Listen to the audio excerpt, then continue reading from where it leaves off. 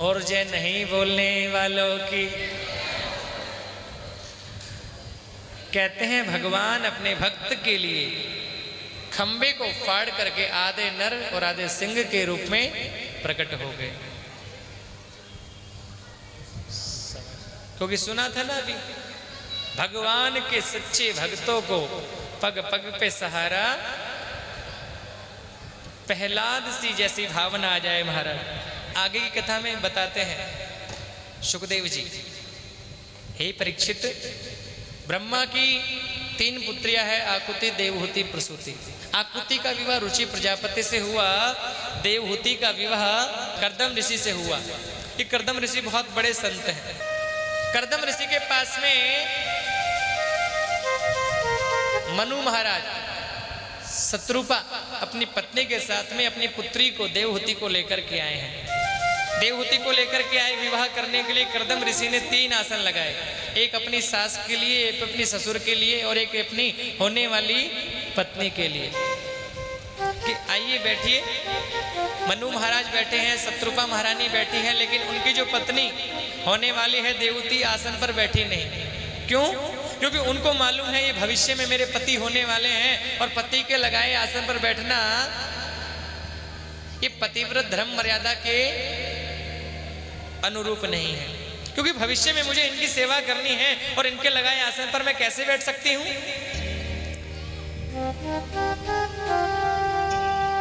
क्योंकि लिखा है पत्नी महाराज 3 प्रकार की होती है। कितने प्रकार की बताओ? कितने प्रकार की? 3 प्रकार की। एक होती है पत्नी। पत्नी का मतलब क्या?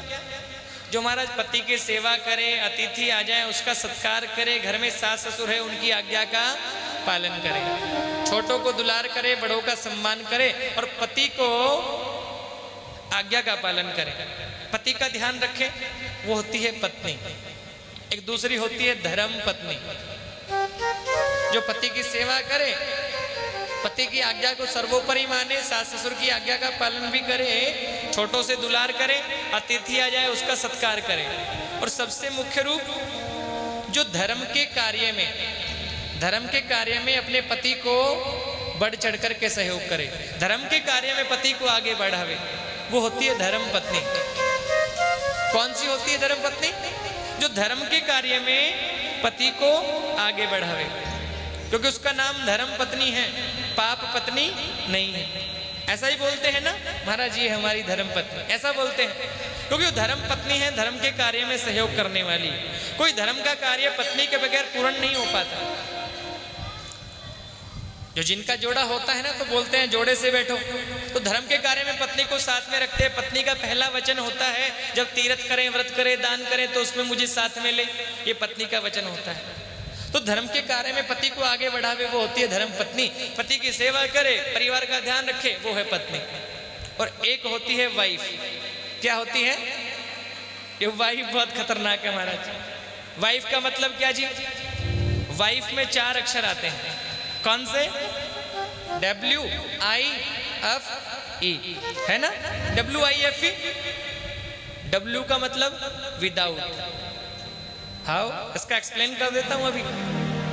W का मतलब विदाउट, I का मतलब इंफॉर्मेशन, F का मतलब फाइटिंग और E का मतलब every time. Without information, fighting, every time. जो हमेशा लड़ने झगड़ने के लिए तैयार रहे, वाई को नाम वाइफ। माना पति बेचारा दिन का हाथ थका हारा आवे, दुकान से आए, ऑफिस से आए, फैक्ट्री से आए और बोले देवी जी 1 कप चाय का बना दो, और वो कहे बोले मेरे तो सुबह से सिर में दर्द हो रहा था ना, चाय की लाग रही। अब पति भी बेचारे आजकल ऐसे ही होते हैं, बोले कोई बात ना, तेरे सिर में दर्द हो रहा है तो मैं बढ़ा लूंगा। वो बनाते हैं महाराज रसोई में जाकर के। अब रसोई में चाय बना रहे हैं, बोले पीछे से आवाज लगाएगी, बोले चाय बना रहे हो के? बोले हाँ। बोले मेरे लिए भी बना लियो। तो वो होती है वाइफ।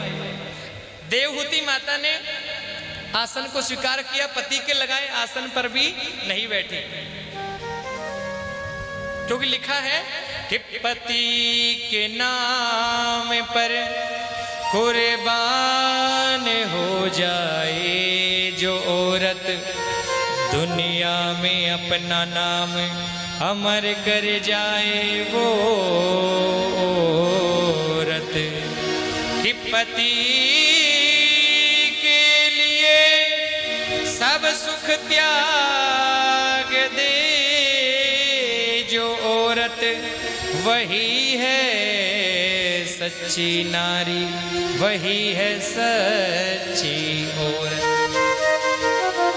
कि पति को अपना सर्वोत्तम समझे, पति की आज्ञा सर्वोपरि माने, पति को अपना देवता समझे। जी महाराज, हिंदू संस्कृति बड़ी पावन संस्कृति है। यहाँ पर कई बार देखा जाता है कई पति दुष्ट हो जाते हैं महाराज, जो महाराज गंदा खाते पीते हैं, घर में लड़ाई करते हैं, झगड़ा करते हैं, बड़ा दुख देते हैं, लेकिन फिर भी वो एक पत्नी यही कहती है मेरा पति तो बहुत अच्छा है। कि भला है बुरा है जैसा भी है, मेरा पति मेरा देवता है।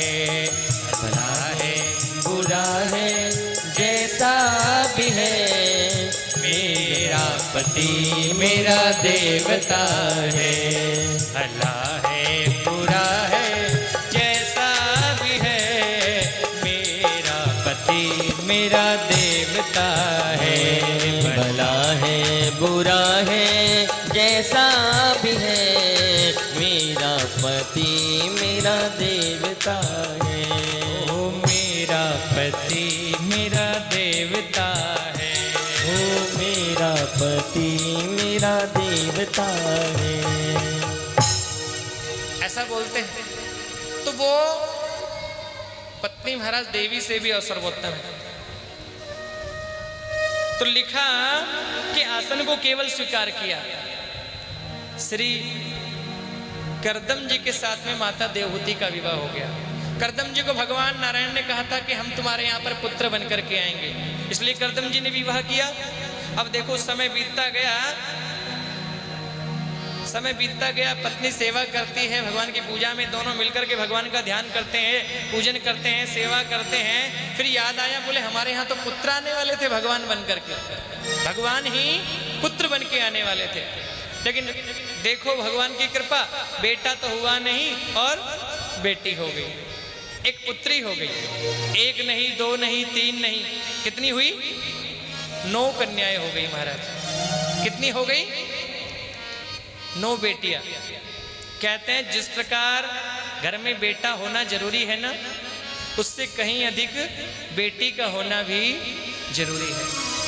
क्योंकि लिखा है कि जिस घर में कन्या ना होती वो घर नहीं समझा जाता है। वो घर नहीं समझा जाता है, वो घर नहीं समझा जाता है। जिस घर में कन्या ना होती वो घर नहीं समझा जाता है। वो घर नहीं समझा जाता है। जो कन्यादान नहीं करता वो पिता नहीं कहलाता है। जो कन्यादान नहीं करता वो पिता नहीं कहलाता है। वो पिता नहीं कहलाता है। महाराज, जिस घर में बेटी नहीं है ना, समझ लो वो घर ऋणी रह जाता है।